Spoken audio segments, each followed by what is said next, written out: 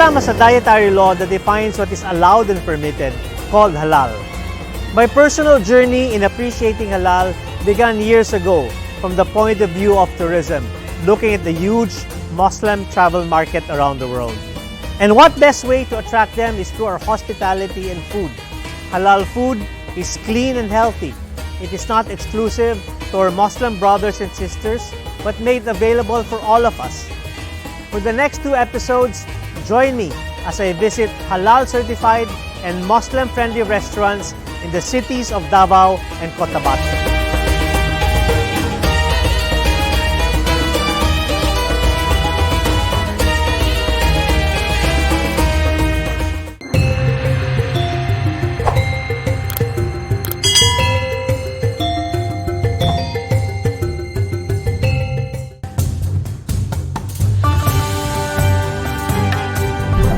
Good morning! We just picked up my friend Malu Ampuan, who will join us in this road trip to Cotabato City to dine in another friend's restaurant. This vlog is all about Muslim-friendly and halal restaurants, specifically in Davao and Cotabato cities. Good morning, Malu! Good morning! Assalamualaikum and mabuhay! Walaikum salam!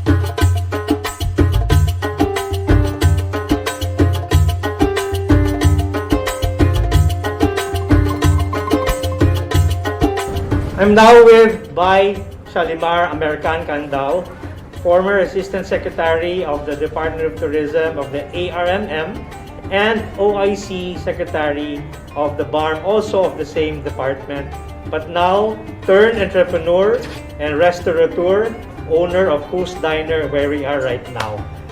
Asek Shalimar, good afternoon. Thank you very much for having us here. Assalamualaikum. Walaikum salam. Welcome to Who's Diner. Thank you very much.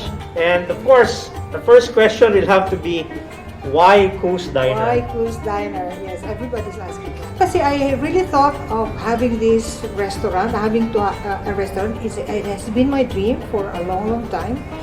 So, I really researched. Nag-research talaga ako kung ano yung maganda na. Yung parang something, sabi ko na yung talagang, yung bang, that will tell the story of why I put up this restaurant. So, I came across this term na cool.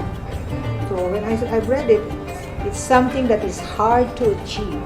So, ito yung sa akin. Siguro, this is, I think it really will fit my, what I really want, you know. Kasi it is really actually something that it's hard to achieve. Have I not retired and got my package deal or separation pay, I wouldn't be able to put up this restaurant. Kaya talagang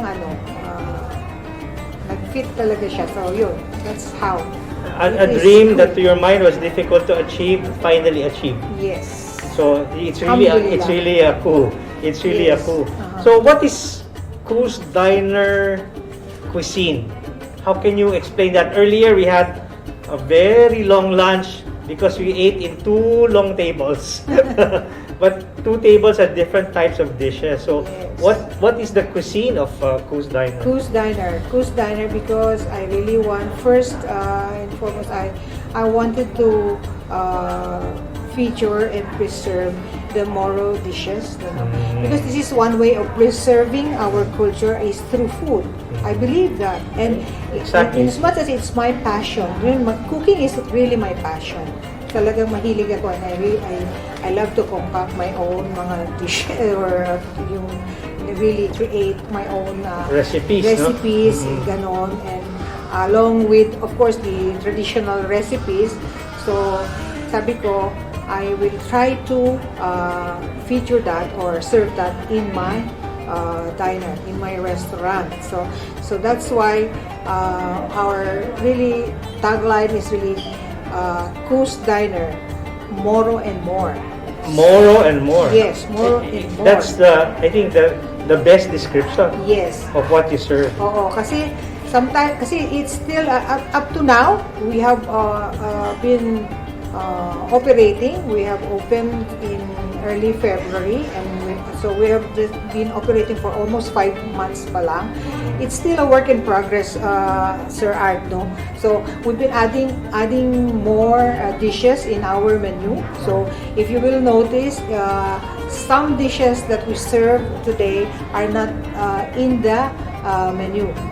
Kasi nga marami kaming dinagdag talaga. So the first actually is of course the Moro dishes. I wanted to serve Moro dishes to I want to share it not just for the Moro but for the guests who are not really familiar with the Moro dishes, no?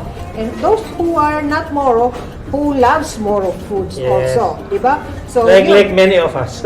yes, so ganun siya. I made sure na the ambience, no, the ambience of the restaurant will really fit also the taste of the food that we serve, no. Asek, we're still in the middle of a pandemic. I know many are really grappling with it, still dealing with it. But once we have achieved some stability and new normal, what would be Coos Diner role?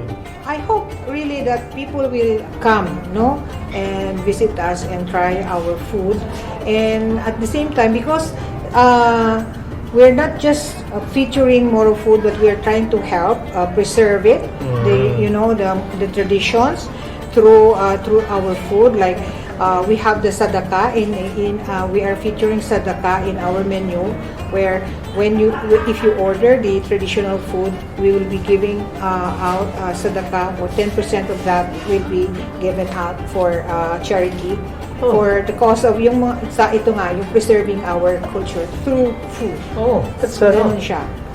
that's a very, very good way of helping you sustain and maintain and in fact propagate the culture that you are in right now. So Asek, that's really a very hopeful story, and we are with you, and we really look forward to come back here even through this pandemic, even after, and bring friends and family for us to appreciate your culture and the culture of the Philippines as a whole. Thank you very much, and that is really my dream, really to share my culture and spread love, peace and love to everybody through our food. Because when you are full and you like the food, you're full, you're peaceful, like you won't worry, you don't have any worries like that. Alhamdulillah. So, diba? Alhamdulillah. Salam. Thank you very much.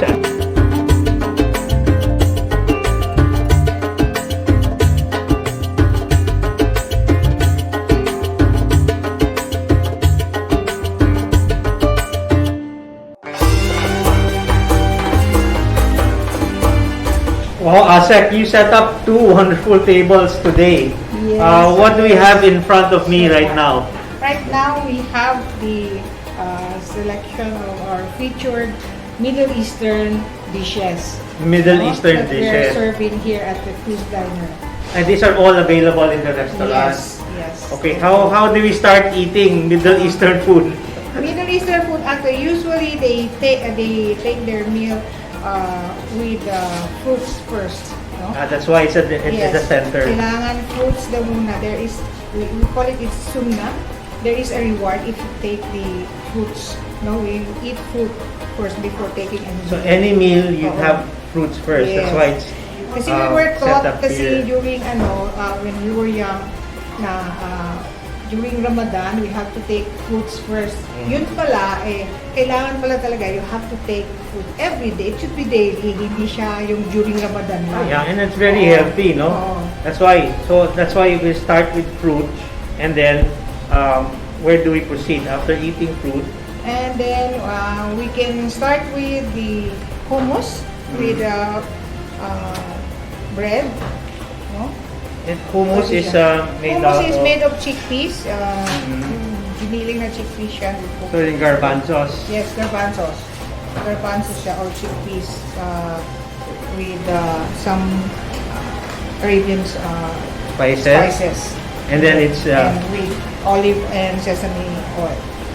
then this You dip the bread in hummus. so parang it's some sort of an appetizer. Yes, it is an appetizer. And then we can have the soup. soup. So what do we have here? No, Asek, this This one is they call it shorba. There are different kinds of shorba. This one is made of oatmeal and tomato sauce. Tomato sauce and oatmeal. With chicken actually. So it's With chicken siya. shorba. Yes, chicken. So shorba. this is common across the Yes, whole Middle East. Yes.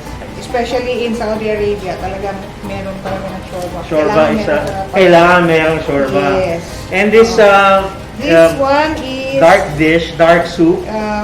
This is, we call it chicken molokhia. Also chicken Yes, and it's also molokhia. chicken, yes. Chicken molokhia. And it is composed of what ingredients? Ito actually is saluyot sa atin, no? Saluyot. Siya, kaya medyo siya, yung slimy siya. But Saluyot it's with very- chicken. Yes. It's very tasty actually. And then Sarap siya. what spices do you put there? Mga Arabian spices din ang It's a mga mix mix siya, oo. And then we have this This is sambosa. sambosa. We have sambosa beef and chicken. Beef and chicken, no? Sambosa. So you also take this either as a snack or as a part of a meal. No? Yes, and for appetizers we have the baba ganoush, Eggplant. eggplant salad, and of course we have the salata. Salad. Yung salad na Arabian salad din siya. Arabian salad. And then we have that, I know that's kebabs, diba? In Saudi Arabia we call it kofta. Kofta. Kofta. So it's appropriate to say it's kofta in this This is setup. beef kofta. We can Okay. also make chicken or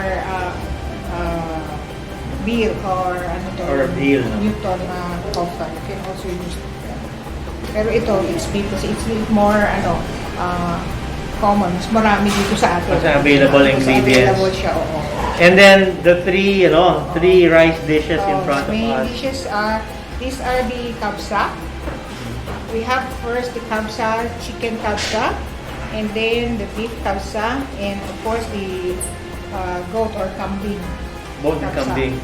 Instead of kasi masarap siya actually yung yung haruf or Newton. Kaya lang we don't have it here, so yun ang replacement you have niya is kambing. But kambing is very good. Yes. So, thank you, Asek, for walking us through your first table. I can't wait to move to the next table. But first you have to taste it before we move to the Alright. I think that's the next easiest. table. Yes. That's the easiest task. Maraming salamat. Yes, okay.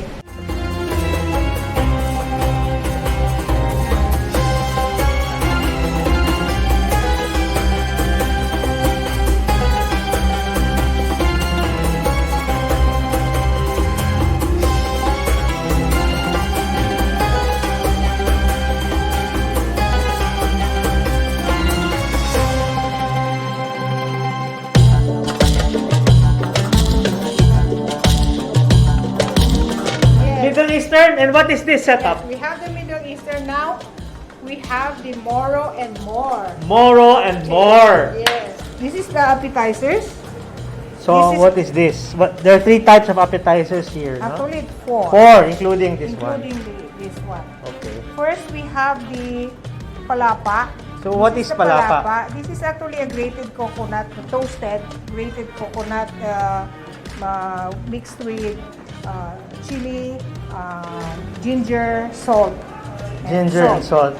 At saka chili. Yung Wow. siling labuyo yan. Bigla kong talagang nalaway siya. ako sa And then, description mo. This palapa actually, you can use it as an appetizer, and also you can mix it with other foods, no? Okay. Like cooking other foods. Like later on, So, I'll it's tell like you a seasoning. It's a seasoning as also. Appetizer, pwede rin siyang seasoning sa Pagkain, Okay. oo. So, and then, that is Maguindanao. Maguindanao. That is a Maguindanao Okay. palapa. Now, we have a palapa from Lanao naman. It's a Maranao palapa. So a different Yes. palapa. Oo, Different ito- style of doing it. Yes, actually it has a different ingredients. I see. Yung Maguindanao palapa is only coconut and some spices. And red it's dry. chili. It's dry. And pagdating naman po sa ating Maranao na palapa, ito na yung sinasabi nila na very spicy siya. It has the main ingredients is sakurab. Ito yung para siyang parang spring onion. Di ba pinsan ng onion niya? Yeah, it's something like that, but it's more it's Scallions. it's not That's not really scallions. scallions, Okay. but it has a really tangy taste Taste. and smell. At saka masarap siya actually. So sakurab, and then what else do you put? Chili. Chili. You have chili. You have also onions. You put onions also, and then ginger. And then also you also put the palapa from Maguindanao. You also mix it. So this is an ingredient of the Yes. Maranao palapa. And the palapa Maranao can be eaten raw. Yung halimbawa mix na siyang ganon. Pwede siyang gawing appetizer na hilaw siya, hindi niluto. And pwede rin siyang lutuin. Kaya in this case, ito siya na sauteed na. Sauteed na. Coconut oil. Coconut oil, Okay. yes. And then, And this we one? have the very, very popular sa amin ito, lalo na pag Ramadan. Talagang ito yung hindi nawawala sa pagkainan ng mga Maguindanao, yung tinapayan. Tinapayan. This is fermented fish. Fermented fish. Fermented fish siya, yung buro. Burong isda. Meron tayong, What kind of tinatawag fish do buro. you use here? The original talaga fish na ginagamit talaga dito is because yung Maguindanao is yung people of the plain, gano'n, diba? Ang ginagamit nila yung mga freshwater fish, particularly yung dalag. Dalag. Yung mudfish. Okay. But now, kasi nga marami nang gumagawa, may mga innovations na rin. At the same time, there are people who do not eat mudfish, dalag. So, meron na tayong iba-ibang So you can do that with any kind of fish. Yeah. Actually an appetizer, but because of yung talagang dahil sa sarap niya, minsan nagiging ulam I was na about to talaga say, siya. doon sa description, wala, busog na ako. Nagiging Sa appetizer pa lang. nagiging ulam na siya sa Naku. karamihan, ganun. Pwede ka nang mabuhay kahit sa pinapayan. O rin, And sigurado. then, yung last but not the least is my favorite of them all, yung uyap. Uyap. Pasta. This is also fermented. Burong isda rin siya, yung maliliit na isda. Binuburo rin yan siya. And then, what you do, you can also prepare it raw, and you can also prepare it, saute it with coconut oil. So in this case, what did you do? Coconut oil with bawang, sibuyas, and kamatis. Talagang ginisa. So, dapat maraming kamatis yung doon, sikreto doon. And of course, because it's buro, binuro yan siya, maraming asin. Before you cook it, you have to wash it many times. The fish, you have to wash the fish. Yes, you have to wash the fish and then Take the salt away. and drain it.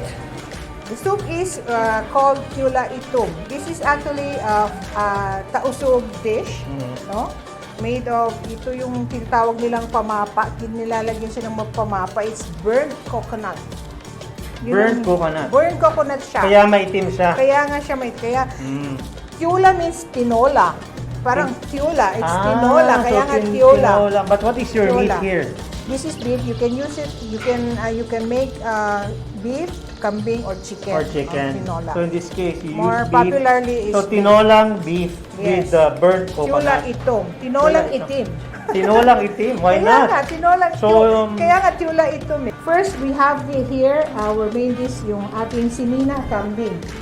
No, ito yung sinina kambing. This one is cooked, spicy siya, cook siya ng lahat ng mga ingredients, lahat ng mga spices siya. May kasamang, ito yung sinasabi ko sa'yo na meron siyang palapa. May palapa. You cannot cook sinina without When you palapa. say kambing, that's goat. Goat, yes, goat. Goat meat siya. And this is Maguindanaon dish. That is Maguindanao dish. Okay? And then we have the Piaparan, manok or Pindialukan. Yung talagang original name daw niya is Pindialukan. That is a Maranao dish. Okay. No? piaparan kasi yung piapar kasi sinasabi ito yung coconut yung Bits. grated coconut. Grated siya. coconut ang Oo. tawag is piapar. Yes. Piapar. Piapar. Oo, piapar siya. So, ginamitan siya niyan, and then of course with coconut, halos lahat ng yung mga dishes ng ng Moro is Coconut based, no? Base o coconut based siya. As you can see here. Oo. But there's a yellow color to it. So Turmeric. Turmeric. Also, turmeric also is very common. Luyang dilaw. Yes, luyang dilaw. Very, very common Common and very, here. very healthy also, luyang dilaw. So, marami din yan, ginagamit din yan siya sa lahat ng mga dishes actually. Meron din itong luyang dilaw. Meron din yan siyang ginamit. And kasama na yung kanyang gravy Wala or yung sauce. gravy yung Oo, sauce. oo. And another from Lanao is the Maranao beef rendang. Beef rendang. This is originally actually rendang is Malay. Malay, diba? Pero na-adapt na ng meron silang own version ng beef rendang. They've tried there in Marawi. Oo. So, their ito rendang. na siya yung beef rendang. Yeah. This is chicken sinina.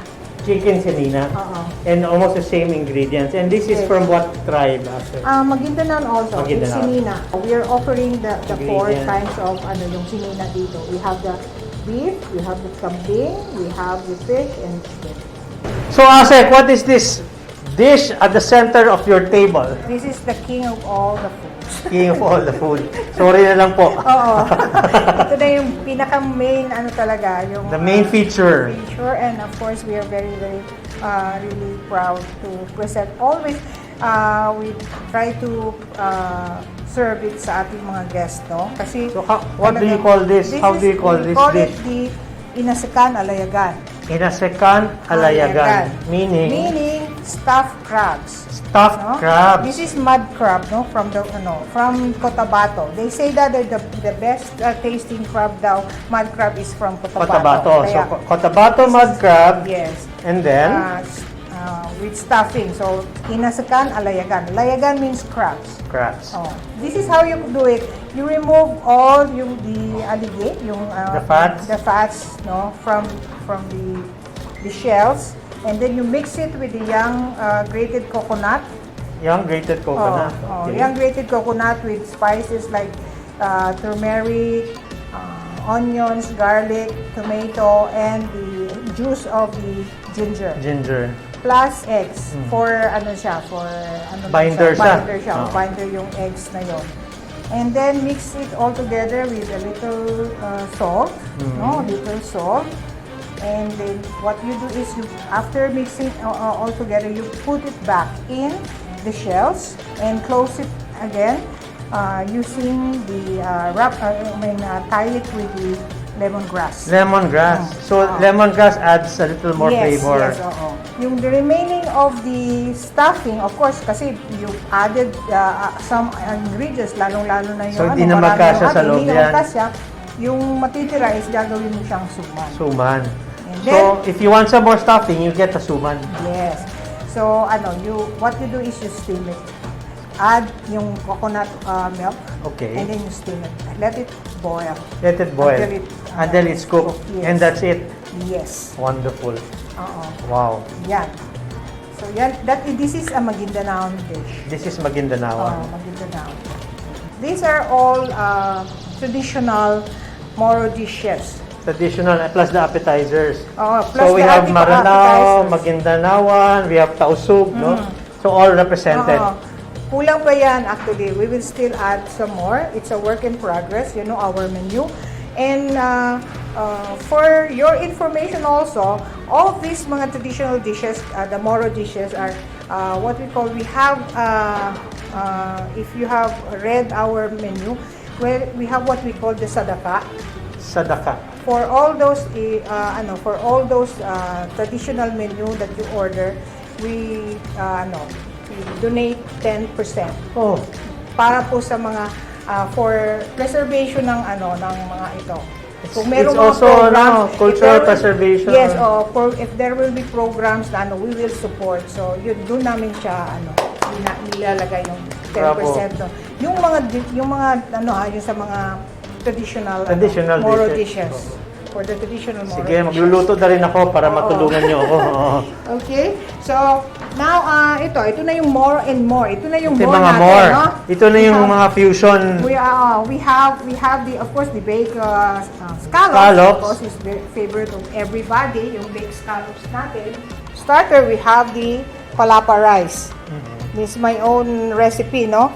Instead of a regular fried rice, ito naman yung ano. Nilagyan mo ng palapa. So, kasi I try to make kasi yung whatever available ingredients, no, materials are available. Yun ang ang ginagamit ko. Very sustainable. Yun na nga, magkaroon ng sustainability. Correct. Tama ka dyan. Yusek. Ito. So, palapa rice. And then, here we have the pasta, tinapayan. So, yung ate pong mga spaghetti, di ba, regularly spaghetti with meatballs, tomato sauce, and all. This time, we have the spaghetti on top is the tinapayan. Ito yung ating kaninang appetizer natin ng tinapayan. So, Hinalo naging natin sa siya pasta. ngayon, sa pasta na siya ngayon. Wonderful. With olive oil siya, no? With olive oil. We cook it with olive oil this time. And, of course, we have the fried tiger prawns or tempura. Laki ng prawns. Now we have the pasta uyap. Pasta uyap. Oo, So one uyap of naman the, siya. your appetizers, you also mix with pasta. Yes, so pasta uyap naman siya. So ito rin, these two are also one of our best sellers here sa mga ano natin. Original recipes. Yes, may original recipes ko yan. Kasi wala pang nagsiserve ng First mga time ko ganyan. narinig yan, so Yes, first time that we will taste also. And they have people from locals already tried it. And they were really amazed kasi nga sabi niya, paano, how do you cook it without Kasi yung tinapayan, ang useful talaga ng tinapayan, they have lots of mga bowls, yung tinik. May tinik siya kasi hindi tinatanggal yung tinik. Ito boneless. Pero ako boneless talaga. We make our own tinapayan. Made with more love. Yes, we make our own tinapayan na we remove the bones na. Kaya bone-based talaga siya. So, with lots of effort talaga. Exactly. Effort, labor of love. A for effort. Okay. So, last but not the least is our special pancit. Special. Canton What makes it guisado. special? Masarap kasi sabi nila masarap daw. Anong Ang secret aking ingredient? timpla ko. It's halal. The noodle itself is already halal. Halal noodles. Halal noodles plus halal ingredients. And a touch of course, of my own. Asek Salimar's Yes. cooking. So this is Yes. very popular here. Good. Yes, the pancit. And this one, Asek. This one, we call this the crab meat scramble. Crab meat scramble. Oh my God. So, ito siya, it's the crab meat. Meron siyang togi at saka singkamas or Turnip. kung wala siyang singkamas, pwede rin siya yung ubod. Ubod ng nyog. Oo. So, ganyan siya. Para siyang hubad na Hubad na lumpia. lumpia. Pero it's crab. Pero More crab on meat. crabs talaga. Crab meat siya. Ano ba yan? Oo. Napaka-simple. One of the favorite din yan siya. Masarap siya. Ang pagkain. So, yan yung main at saka yung Moro and more. Ba't ano yung nakikita ko dyan sa tabi na yan? Oh, this is what we call the dessert and sweets corner. Desserts, literally a corner. Yeah. And I think this is my favorite part aside from the center. This is common for Maguindanao and Tausug. We call this dadal or daral. Oh, No? daral. This is actually Very colorful. frap, no? Yung tapos binalot, bukayo. Bukayo nga na siya, tapos binalot natin sa parang crepe, no? Crepe siya. Wow, Binalot beautiful. sa crepe. Sarap. No? Masarap yan siya talaga. It's a favorite din yan ng ating mga guests.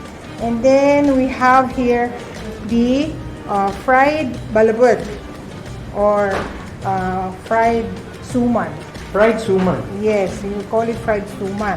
Usually, di ba, Sir Art, yung ating suman, we eat it with with the yung slice of mango. Mango. Diba? Yeah. Ganun yung usually. Chocolate. With chocolate. Oo, with chocolate. Iinuman mo ng chocolate. Ngayon, fusion na siya. Ang ginawa ko, I fried it and then I put some mango puree and chocolate syrup. Choco syrup. So, all in nandyan 3 in 1. Yes, 3 in 1 na siya. 3 in 1 na instead Oo. of tuman, mangga, at chocolate. Oh, 3 in 1 na all siya. one. Andyan na siya. I can't wait to taste this. Yes. Oo, asset. sarap talaga siya. And then we have our special wagit. Wagit. Wagit is biko. Biko. Biko siya. So parang rice cake. Diba? Rice cake and It's ang a rice daming cake. latik. Maraming latik at saka meron siyang what we call this, meron siyang coconut, ano rin yun? Oo nga, yan, tawag nga yan. Basta. We call it lintad sa Okay. amin. We call it lintad. Kasi mahirap din gawin yan eh. So, on top of the latik in that one. Meron pa siya, oo, meron siya. Masarap talaga yun. Tsaka, I like the way you portion it. Uh-huh. Kaya na isang tao. Marami actually. Kung yan lang kakainin mo, Oo nga. paubos mo. And then, here is our own also, my own recipe. This one. This is our own recipe, turnover. Who's turnover? Yes, who's turnover. And what's inside? Inside is actually ube. Ube. Sweet potato. Masarap siya, yung talagang masarap na yung matamis na potato siya. Ay na ube siya. But Sweet you can ube. we also make it with ibang stuffings or fillings like mango or what's this nangka. Wow, Jackfruit. ube. But this one masarap talaga siya. Of course, This ube is and this- more common sa amin na in-order yung ube. Yan siya. And this one? And this one is a traditional, kasama ito sa mga traditional foods, no? Na pag in-order ito. This is a traditional delicacy, merienda para sa mga Maguindanao. We call this the dinangay. Dinangay. Oo. So, Dinangay is made out of, you cook it, you wrap it in banana leaves, no? banana leaves. This is actually banana. This is banana. Banana ito siya. This is banana, may halo siyang tapioca. This Banana local tapioca. And then you pound it. You pound it, and then yun, i-wrap mo siya ganyan, and then you grill it. Wow. Grill it. And very, very good siya. Pair it with the native coffee, masarap. Native coffee and this one. Masarap yan. Wow. But this is Maguindanaoan? This is Maguindanao. This is common across all? Yes. And this is your own? Of course, it's concoction. Filipino. You know, it took us a long time to describe the food. I'm sure it will take us double the amount of time we spent describing it just by eating this. So, tagang salamat. Thank you very much. And thank you also. Maybe you can invite more friends by having a siguro food trip. Yes. Pwede. Thank you for suggesting that. We will definitely Oo. organize a team. Mr. with Malu, we brought Malu Yes. from the Davao Chamber, and she's also a tour operator. Maybe we can explore bringing small groups here Yes. through the pandemic, no? But we still enjoy Moro and more. Thank you very much. Thank you.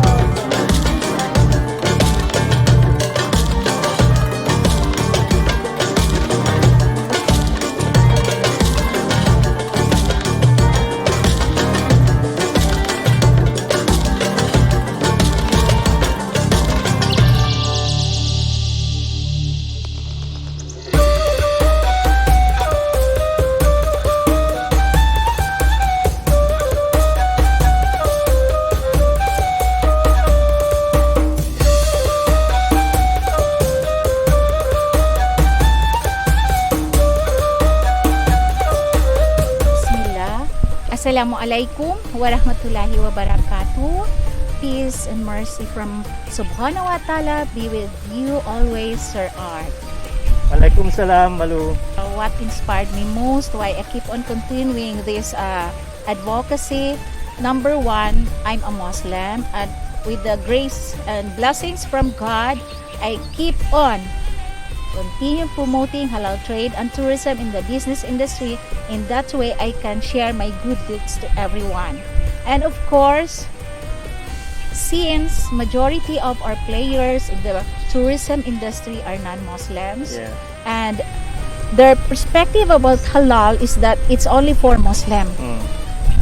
Halal, allow me sir to share, halal came from Arabic word meaning lawful, meaning permissible, meaning allowable. All things, tangible and intangible, that are pleasant in the eyes of God, that we people will benefit mentally, physically, it's spiritually. It's a way of life. So, hindi lang po ito para sa Muslim, para po ito sa tanan. And have you noticed, Sir Art, na every time we have an expo, lahat, ang majority po ng mga clients natin are non-Muslim. Those who understand what is the meaning of halal. It's a healthy option for them. So, moving forward, because we're still in a crisis situation, but you see people already opening their business and some are halal certified. But moving forward, how do you see the Muslim-friendly and halal market growing here in Mindanao? Very interesting. Why? Majority of the business or most of the business, tourism business industry are already aware and very actually starting to adopt the halal standard in their business. I understand you're also heading the halal committee in the Davao City Chamber of Commerce and Industry. Yes, not only in Davao City Chamber but in a regional halal committee under the National Economic Development Authority. So you're as the vice chair representing the private sector. Oh, wonderful. So you're really making strides, and we can only wish you the best. All the best to you, and we look forward to seeing really halal tourism grow as an important market in the Philippines. Inshallah, and we'll all be part of this 7.5 trillion US dollars halal economy worldwide.